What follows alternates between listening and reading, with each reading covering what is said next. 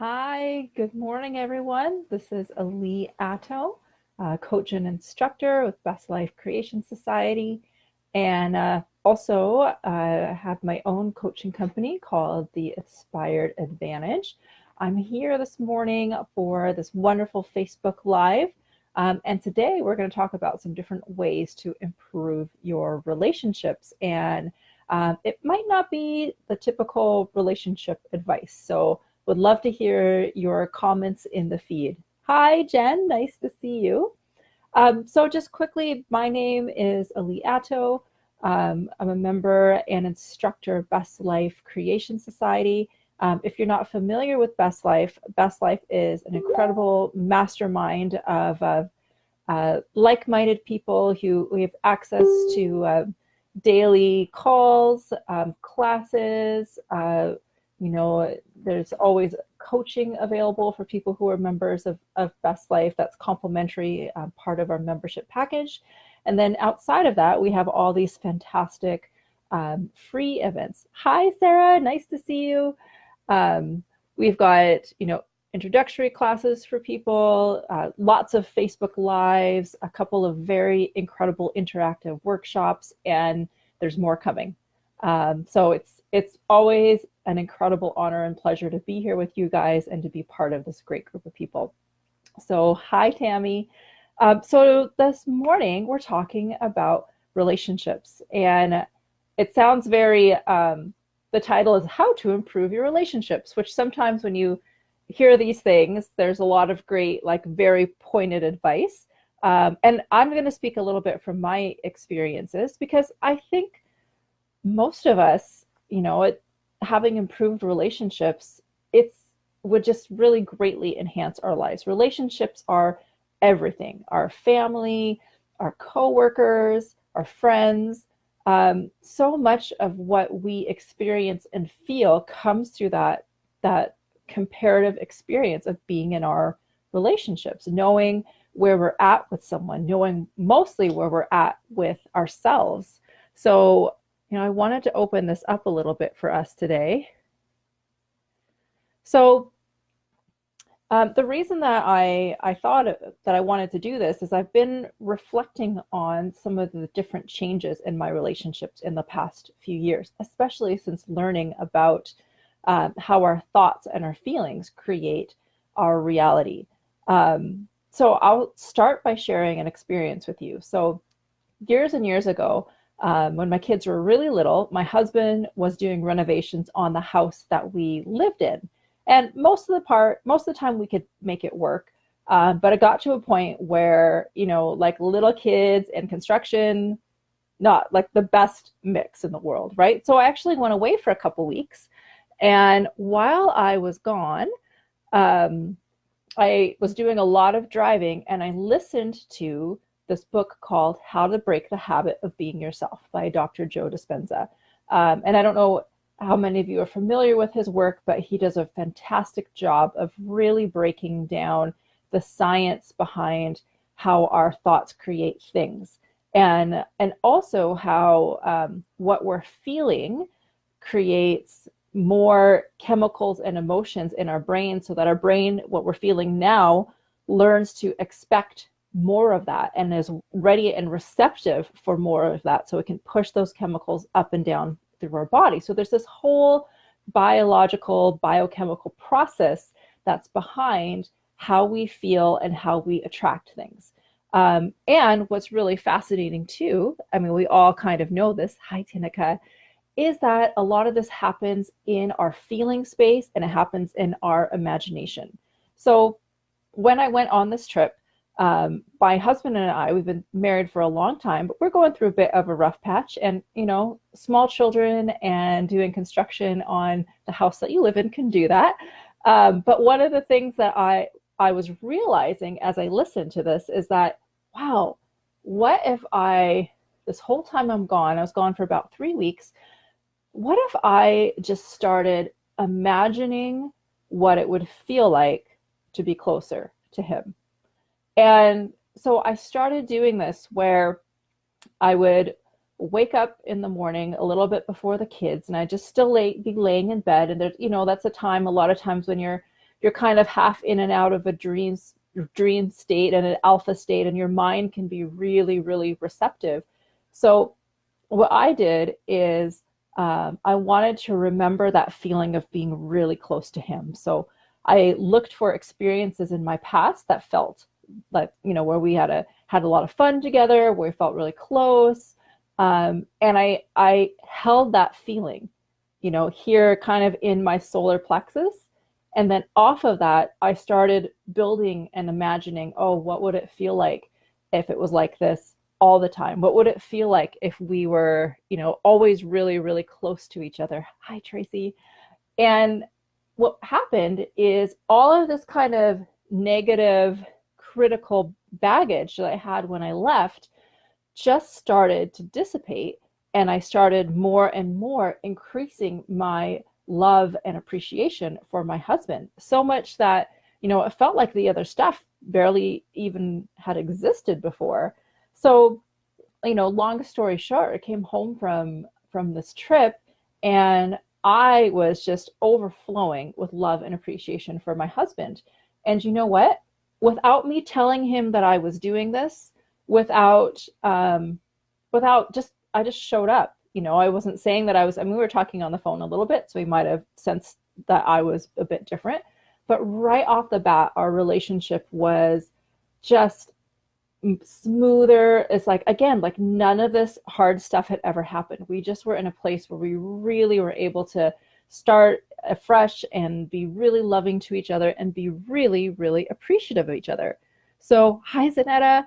And so, and this is something that I didn't really understand in some ways how it worked, but it's something that I've seen work over and over and over again. So a lot of times when you get relationship advice, you hear, and they're not bad things at all, but you'll hear things about like how to set boundaries, how to make sure things are fair, how to make sure everyone, but really all that stuff comes down to is how do you make both people feel satisfied in the relationship.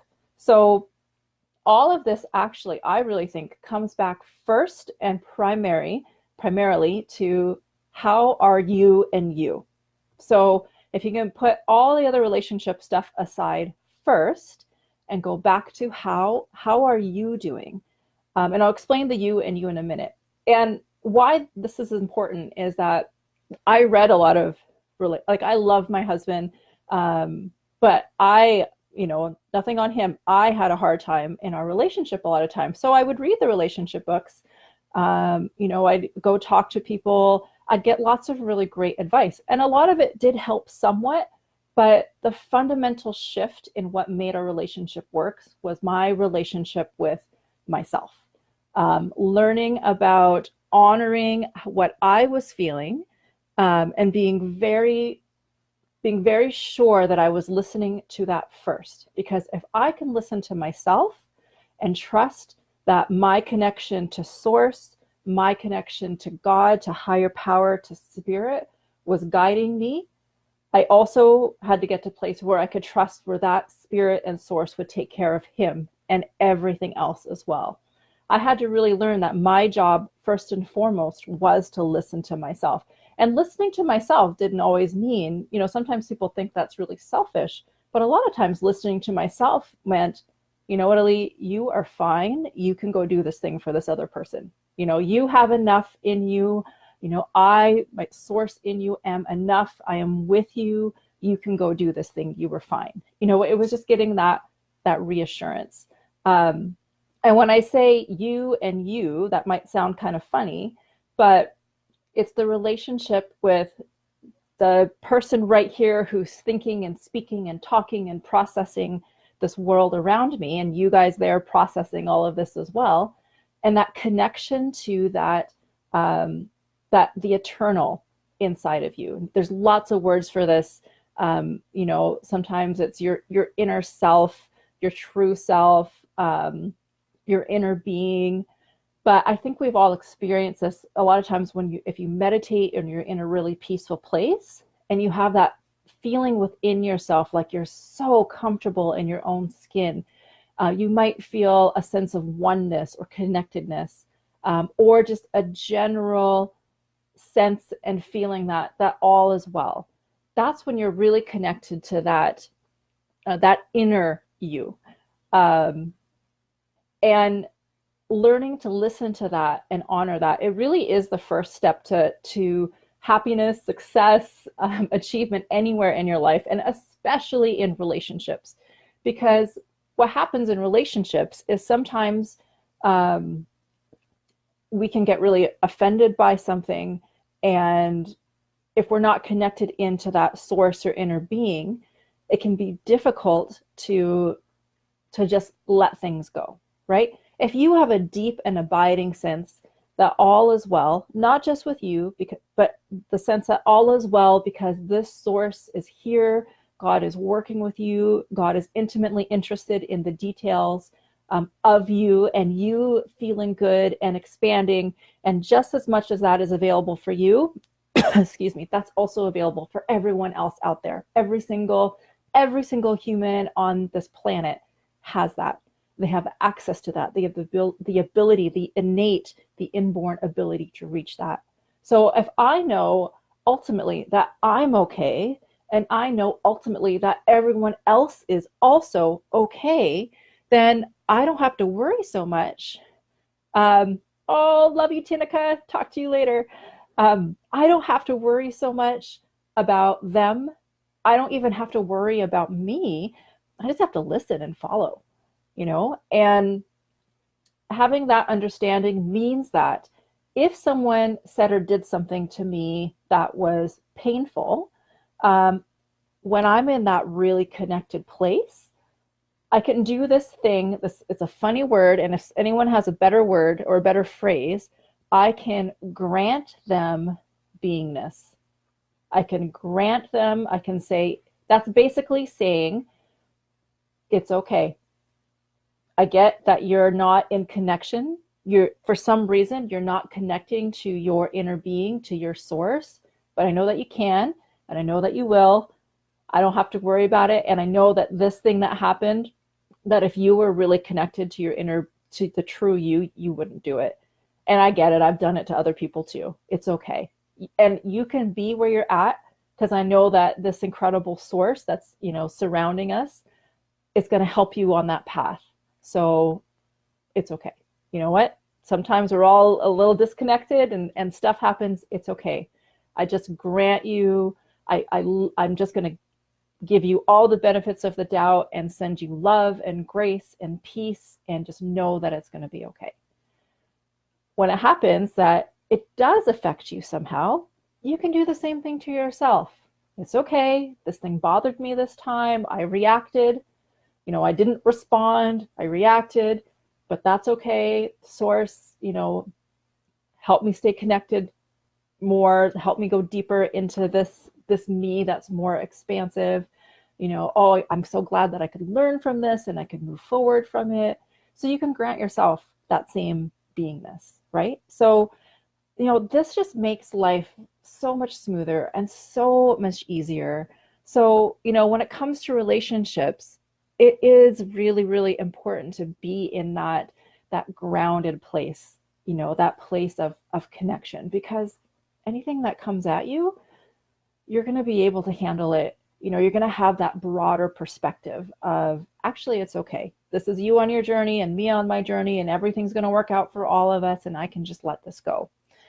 But I would say with that too, that another key for having really great relationships is deciding that you're going to attract really great relationships. So we live in a law of attraction universe, right? So whatever you're feeling right now and whatever you're putting out right now is the best indicator of what your future will be, because what our brains are these incredible transmitters of frequency or vibration. So anything that you're feeling has its own specific frequency, right? Like everything we know going in science, that everything has a certain vibration or certain frequency. That's how things are differentiated one from another. So every single emotion that we feel has a certain frequency. Hi, Donna. Nice to see you.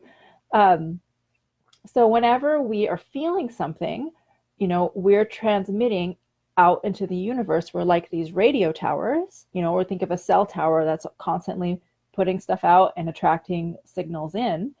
Um, so whatever we're feeling now, especially if it has to do with relationships and other people, will draw back in. So for that example with my husband, where I shifted to really thinking about how great it would be to be close and really, really appreciating him, it was amazing because as soon as I got back from that trip, he was right there to meet me in that same emotion, that same frequency. I hadn't told him that I was doing this, but what I put out came back to me. We don't know the how. We don't know how the universe puts us together. We don't know how things move around. Our job is to be those feelers first, to get our feelings right, to get what we're putting out, to get the order right, right? Like if you put in the incorrect order, or you put in an order to a waiter that you don't want, you ask for mushroom soup when really you wanted French onion soup and they bring you mushroom soup, it's not the waiter's fault, right? You put the order in, and that's our job. Our job is to put the order in, to be really clear about what we want, and to put the order in and let the universe handle the rest. So to have greater relationships, one of the things you can do in a very general sense is continue to be in that great space of loving yourself and loving others, being appreciative of everything around you. And if you have people in your life, family members, spouses, siblings, who maybe drive you a little crazy, they get under your skin a bit, and they're the ones that you find that you react instead of respond, or you find that, oh, they just bring my vibration down, like it's a difficult type of situation, I would try, first of all, like, it's okay if you need to take some space from someone to get yourself in a good spot. Sometimes you can't do that though. Sometimes people are just in your life. But there's a bunch of things you can do. Like you're not trapped. The first thing I would do after making sure that you're good with you is find ways to just appreciate the heck out of that person. It does not have to be out loud. It doesn't have, if it feels right to appreciate this person out loud to their face, go for it. But, a lot of this really, really starts in our heads and in our hearts. Can you find like one thing to appreciate about this person, even if it's just like the color of their eyes or what they're wearing, or just look for the gold, look for something that you can appreciate, and try to stay in that place of appreciation about that person. I really, really noticed this with my husband and my kids. If I let my mind slip to just a little bit of a naggy or a critical place, sometimes it happens, it's so subtle, it creeps up on me every once in a while. And I start noticing that my kids are like kind of mouthing back to me a little bit, or my husband's a little bit grumpy. And if I'm noticing a pattern over time, it's really crazy, guys, because I'll go, oh my gosh, I let myself think, I've been letting myself like have this little edge of criticism or this little edge of unappreciation. And when I shift that around, I notice a change so quickly in all of their behaviors, because my experience, my vibration is pulling those things out of them in my experience. And I love these guys, and I want to have a ton of fun with them. So, it's my job again to put the order in. So, if there's someone in your life that you're noticing these patterns, if you can, as much as possible, appreciate the heck out of them. Find the gold, look for things that you can appreciate. And you know what? It's true that sometimes we'll have toxic people in our life and we just need them not to be in our life anymore, to have a little more space from them. It's also okay to still try to stay in a place of appreciating the heck out of them. If it's difficult, to physically try to get it to move away in a polite way if you can, but ask the universe for help. I had a really toxic person that was coming into my workplace a couple months ago. And, it was this thing of where I was like, okay, universe, I really like my job and I like feeling good at my job. I like feeling productive. And this person makes it difficult because they won't stop talking to me while I'm working and complaining about their job or their stuff and all that stuff, just their own life stuff.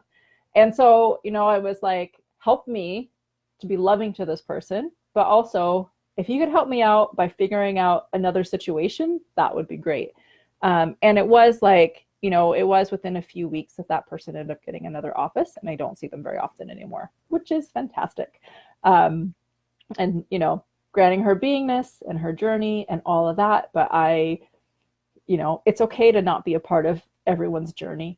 Also, that is also okay. Because again, this is about honoring your feelings. And if you know that there's people that you just need to not be around anymore, that's okay. You can still grant them beingness.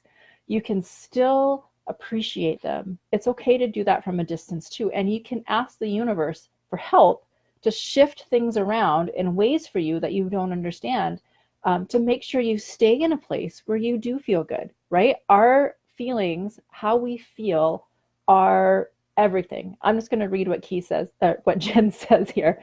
It's all about honoring your feelings. Knowing your feelings are the key to everything you desire. That's right. Everything is available to us always. What we focus on, or where we focus, determines what we receive. So absolutely. So I would say, if you want to have better relationships with yourself, again, start with you. Start with appreciating yourself, loving yourself, taking care of yourself. Do something every day, whatever it is that brings you to that place of connection with your source, where you just have that sense of well-being, whether, that's meditating or going outside and appreciating nature, going on a walk, journaling. Take care of that relationship with you. Everything else will come out of that. But more specifically, if you want to have people in your life that you just love spending time with, and you have that incredible feeling of connection, that's something you can ask the universe for as well. I want more friends, or I want closer relationships with my friends. I want closer relationships with my spouse and my kids, and appreciate the heck out of them. Just, don't let our minds are very good at sifting and sorting, and sometimes our minds naturally want to go to what's critical. Do the work to look for the good and look for the gold. And at first it might feel difficult, but the more practice, the more that you do it, the more that you choose appreciation, it will be easier to appreciate. And pretty soon it's like a snowball. It's easy to see the good. And you might think there's only this much good that you can see in a person, but I won't say this quite right.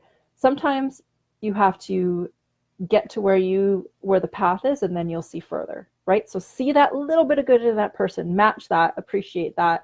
And probably what will happen, what I've noticed happen, is that all of a sudden you can see further. You can see more good in them. You can see more gold. You say, oh my gosh, there's more to appreciate in this person. I never knew that, Bob from HR was so fascinating. and on and on and on. You can always find more good. You can always find more gold, because ultimately we're all connected to God, to spirit, to source energy, and there is boundless amounts of good there. So if you start looking for that in someone and you keep going on that journey, you're going to find it. Like, it's there. It is definitely there. Yeah, so this is good too. Jen says, seeing the good and the gold in everything and everyone doesn't mean agreeing with what we don't like. It means seeing and knowing that goodness is within them, even though it may be hiding within. Exactly. It's looking at who their inner being, that person that's connected to source is. It's seeing that and appreciating that. Maybe you don't appreciate the exterior you, the one that's thinking and making decisions and maybe in your face or in your life more. Try to look beyond that. Use your inner being to look and appreciate their inner being. And you know what? People who can do this, they seem to be the ones that always can calm down, the person that everyone else has problems with, or get along with the person that everyone has problems with, because they can look beyond this exterior, the mind doing things, and that person's like, the ways they're trying to seek love and attention in all the wrong places, and they can see straight through to the person they are inside. And when you appreciate a person from there, they may not understand it here, but they can feel it here, right? And if you can be that person to someone else, that is incredible. for you because you're bringing more of that peace and understanding and depth in your life. And for them, that maybe they've never had anyone do that before. So yeah, so that is, oh, thanks, Tammy. Yeah, Jen says seeing the good within others helps them see the good within themselves. Absolutely. Thanks for same thing for us. Seeing the good within ourselves and shining a light on that is most important. Absolutely. So we'll close off with this, guys. You know, the most important relationship in the world is you to you. That makes you the best friend, the best mother, the best father, the best spouse, the best partner, brother, sister, human being. That's the key. You know, connecting to your inner being, your inner person, that part of you that is connected to the eternal, the part of you that you can feel when all is well, when you have that sense of oneness. The deeper you go in that relationship, the happier you're going to be, and the more connected you're going to be, and the more influential and loving and present you're actually able to be for others. Don't let anyone or anything stop that. You know, sometimes, especially if you're a parent, it can feel like I have to put others first, and it's a mindset like, oh, I have to put others first. No, put yourself first. Take care of that relationship first. It doesn't take a lot of time. It doesn't mean that you're going to go on a mountain and like have to be a guru for 30 years. Anyone can do this. We all have access to this. Every single one of us have access to source within us, to that feeling and that place. And if you stay tuned, if you don't know how to do a lot of that connection, it's all good. Oh, happy birthday, Tracy. Yay. Tracy just hopped on. She's one of our incredible coaches and instructors. Oh boy, I lost my train of thought. If you don't know how to make that connection, if you don't know how to make that connection to your source or your inner being, that inner sense of yourself, stay tuned. We talk about this all the time on Best Life Creation Society. Tracy, who just hopped on board, and Jamie have incredible workshops on, it's Monday evenings for in the US. I don't know when that would be in Europe, probably later in the night. And we have a 2 p.m. one as well. It's 2 p.m. Eastern. They're workshops, meaning that you can come on and say, I have a question, come onto a Zoom platform where if you want, you can be on video with everyone, or you can be talking just through the microphone. And if you have a question about this stuff, you can get a lot of that stuff answered. We have Facebook Lives pretty much every single day. And I know we'll have more introductory or complementary classes coming up as well. So the information's out there. We'll help you with it as much as we can in this platform. But do that. Take care of yourself, love yourself, and appreciate others. And you're gonna have the best relationships of your life, much, much more than you ever could have imagined. Okay, and Jen also posted a link for the Zoom workshops. So if you want to check those out, those are there for you as well. Okay, that's it for me this week. Love you guys. Thanks so much for being here. And I just hope that you are filled with love for yourself and well-being and appreciation and all the fantastic things that are coming your way. All right, love you guys.